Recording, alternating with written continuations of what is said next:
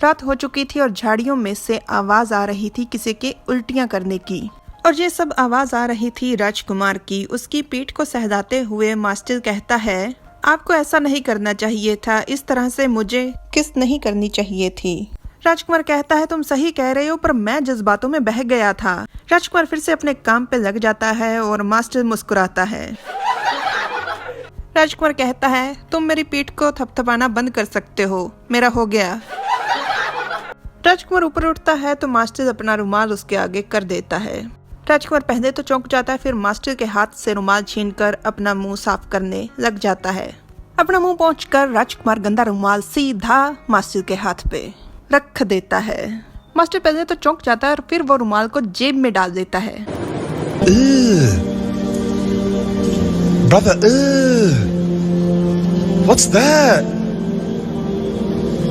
What's that, brother?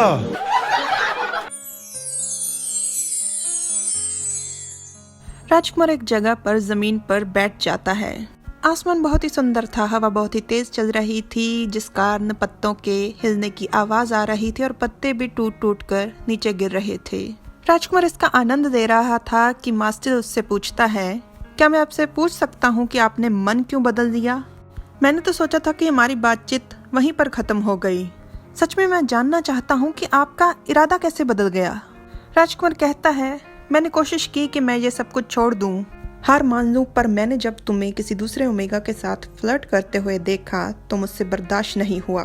Master कहता है, तो इसका मतलब हमारी शादी से जो आपके ऊपर राजनीतिक प्रभाव पड़ेगा, आप उसको नजरअंदाज करने को तैयार हैं?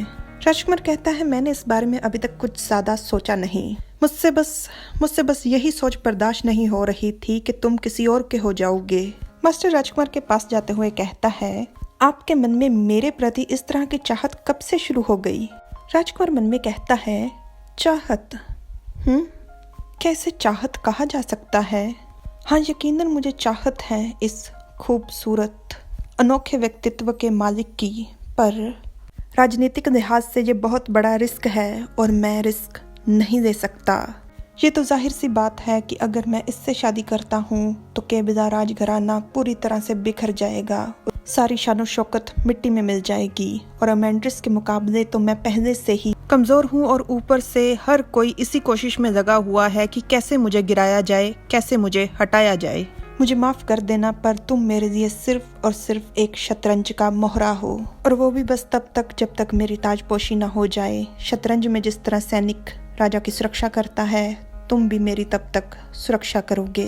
मेरे पास और कोई रास्ता नहीं है, मुझे मंगनी तोड़नी पड़ेगी, पर मैं तुमसे वादा करता हूँ कि किसी और चीज से मैं तुम्हें हर्जाना भरूंगा। राजकुमार कहता है, तुम हो, बस तुम्हारे अलावा मैं और किसी को नहीं चाहता।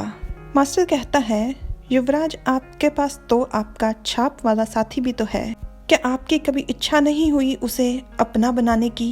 राजकुमार कसकर अपनी मुट्ठी मींचते हुए कहता है, नहीं, वो कोई मेरा प्रेमी या साथी नहीं है, वो मेरी जिंदगी की सबसे बड़ी गलती और शर्मिंदगी है। वो मेरे घराने, केबिला राजघराने और मेरे कुल को कुछ नहीं समझता, और उससे भी बड़ी शर्मिंदगी की बात यह है कि मेरे पास इतनी भी ताकत नहीं कि मैं उसे अपने हाथों से मार सकूं।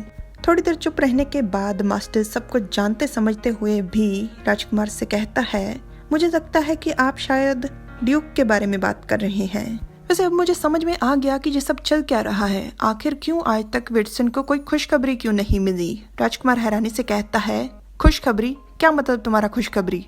यही कि मेरे पास आपके लिए खुशखबरी है। अगर छाप वाले साथी के लिए आपके मन में प्रेम हो, स्नेह हो, तो छाप को तोड़ना बहुत ही मुश्किल हो जाता है। राजकुमार कहता है, सच में ये तो वाकई में खुशखबरी है, क्योंकि मेरे मन में सिर्फ उसके लिए नफरत और घृणा है। और अब मुझे ये बताओ कि तुम मेरी छाप को कब तोड़ोगे?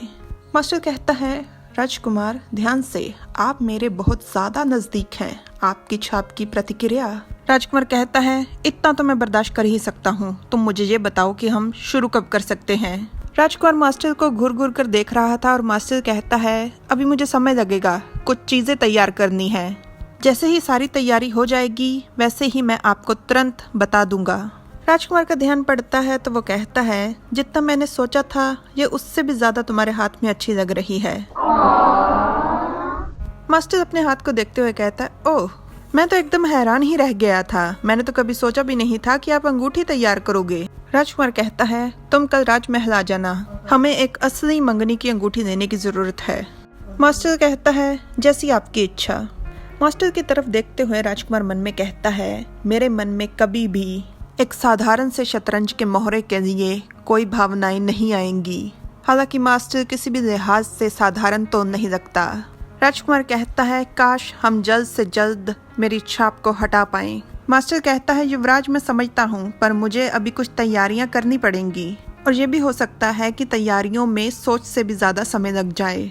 और राजकुमार मुस्कुराकर कहता है, और छाप हटने के बाद मैं तुम्हें बिना चिंता के किस करना चाहता हूँ।